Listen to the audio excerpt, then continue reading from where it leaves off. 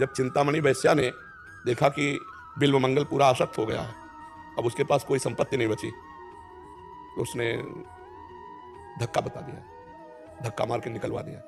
और वो जी जान अर्पित किए हुए था बिल्वमंगल चिंतामणि पर। अब जिसे इतना समर्पित किया, अपने ऐश्वर्य संपत्ति सब लाके दे दिया। वो वैश्या संपत्ति की होती है, अब संपत्ति रह नहीं गई और आसक्ति इतनी प्रबल, तो कोई पत्नी थोड़ी कि तुम्हारा निर्वाह करेगी, धक्का मार के निकाल दिया। जब कोई रास्ता नहीं रहता तो भगवान का रास्ता एक खुलता है। हृदय जब संसार से चोट खाता है तो उसे शीतलता भगवान के चरणों में मिलती है। तो किसी संत के संग से वो वैष्णव बन गए, कंठी तिलक माला और भजन। 1 वर्ष उनके आश्रम में रहे, थोड़ी शांति मिली, श्री कृष्ण मंत्र मिला। उनको लगा भजन ही करना है तो वृंदावन चल के भजन करें, भगवान के धाम में जीवन अर्पित करके वहीं भजन करें। अब वो रास्ते में चले तो एक देवालय था, सरोवर था, तो सोचा आज रात्रि यहां रुक लेते हैं।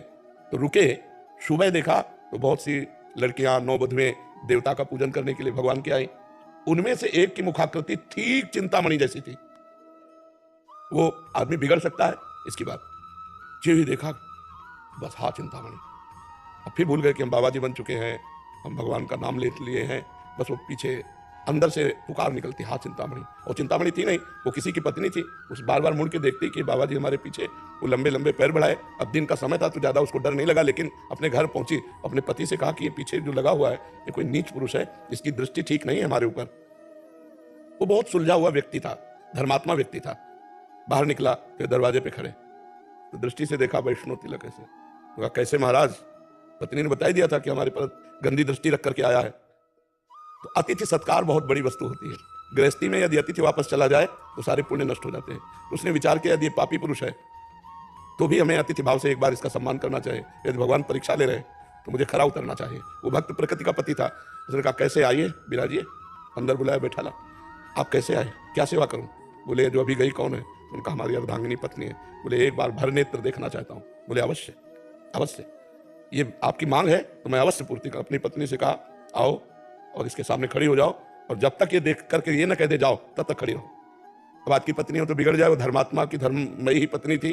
उनका जो आ गया आई और अपना घूंघट खुला खड़ी हो गई। बिल्वमंगल जैसे देखे, उनके अंदर जो बात आई वो बड़ी जोर की आई कि अरे नेत्रो, तुमने फिर मुझे भगवान के मार्ग से हटा दिया।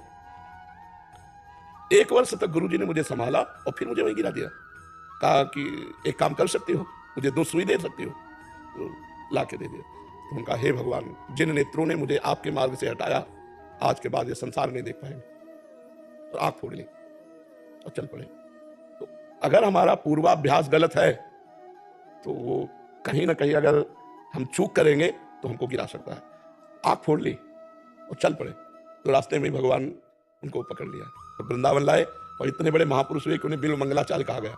तो हमारी जो गलत आदतें हैं, अगर हम अच्छे मार्ग में चल रहे हैं और हमको गलत संयोग मिल जाए तो भ्रष्ट होने में देर नहीं लगेगा।